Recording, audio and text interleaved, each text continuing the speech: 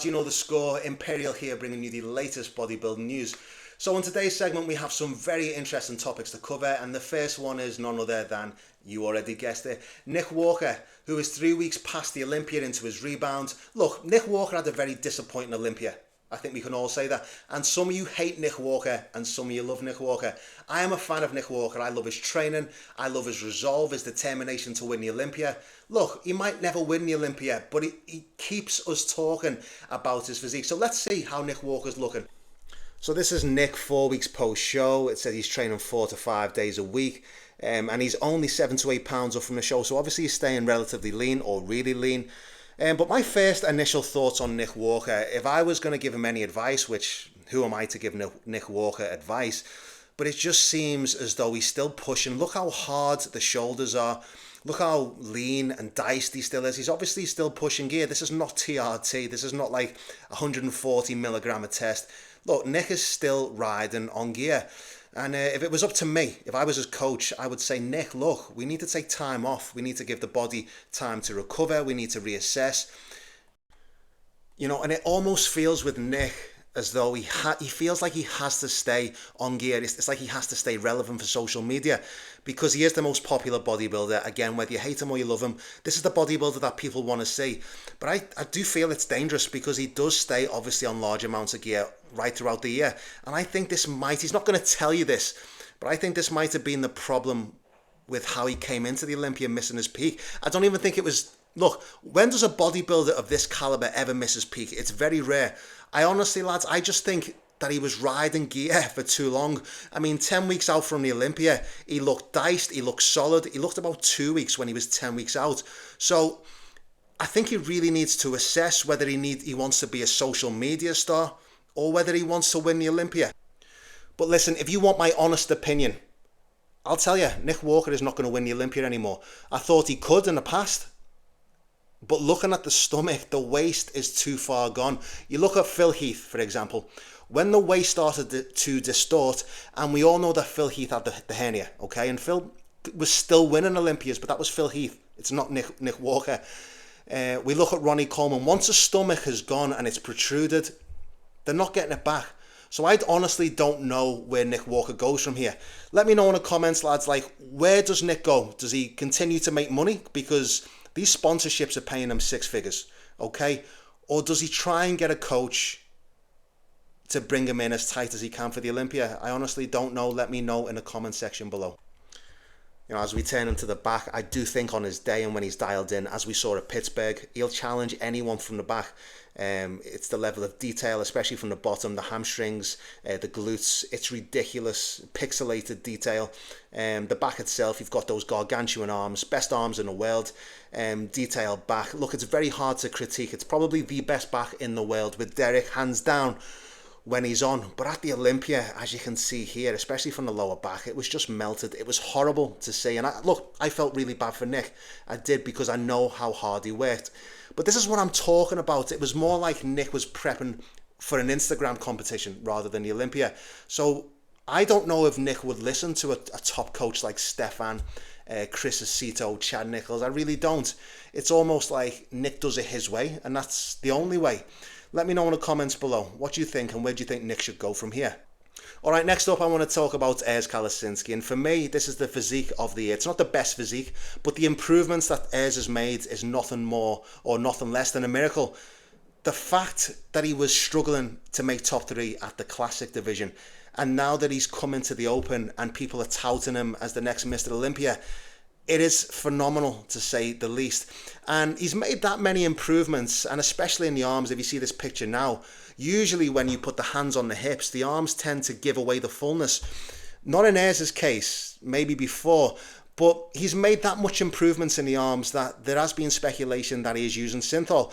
I was listening to Ivan Bodybuilding before, who is certain that Urs is taking, let's say, the drugs a step further. I don't believe this at all. But let's listen to what Urs says about this accusation. Somebody said there's SYNTHOL in my arms. How the f can you get a split biceps? And Urs is absolutely correct in his assessment that when you're using SYNTHOL, there's no separation or hardness or definition in the arms or the calves, wherever the SYNTHOL is used. As you can see here, a classic case, it's just like a big full ball of oil in the arm. You see it in Flex Wheeler's calves here. Again, they're big, but there's no definition. It just looks so unnatural. So for Ivan to say that someone like Ers Kalasinski uses SYNTHOL, it's a massive case of projection. I know Ivan, and he doesn't have the best biceps at all. But if you look at Ers Kalasinski, you look at the biceps, they're still natural. They have a natural flow and peak.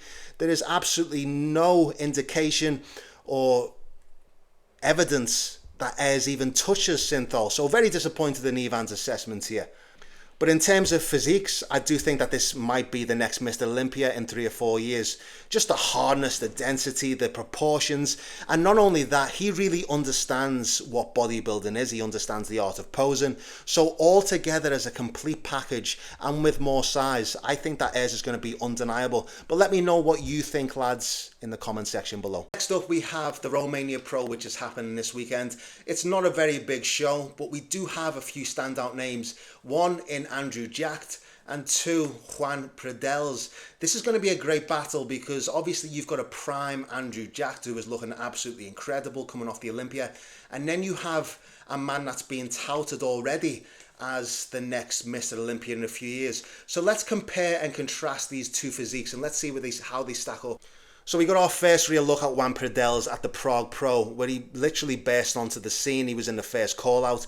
And when I first saw him, I was blown away, to be honest. I think he's got that amazing structure, which it just draws your eyes.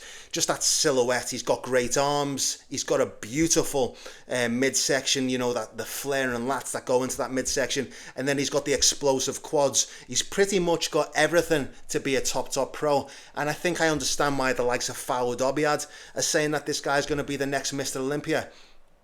And as you can see, the transition from the improvements a couple of years ago, look, he's the real deal and he's not going away. This doesn't come without flaws because I'm looking at him here and you can see, if you go to the right picture, the chest hasn't really improved. You see the asymmetry on the left pec, on the right pec. This is not really something that he can work with. Obviously, he can get bigger, but asymmetry is massive in the judges' eyes. I mean, we even have a symmetry round. So that is going to hurt Juan. And unfortunately, this is a sport of symmetry. But other than that, you look at the 3D Death Star delts. I think he's got world-class quads from the front. His conditioning actually from the front is very, very impressive. As we turn to the side, obviously the massive structure helps him. He's still very weak in the chest, and that's something that he really needs to bring up. The conditioning in the side leg, obviously you compare that to someone like Nick Walker, it's night and day, he's blown out of the water. But for an up-and-comer who is only 25, 26 years old, look, this guy's got massive, massive potential. Do I think he can beat Andrew Jacked? Absolutely not in a million years.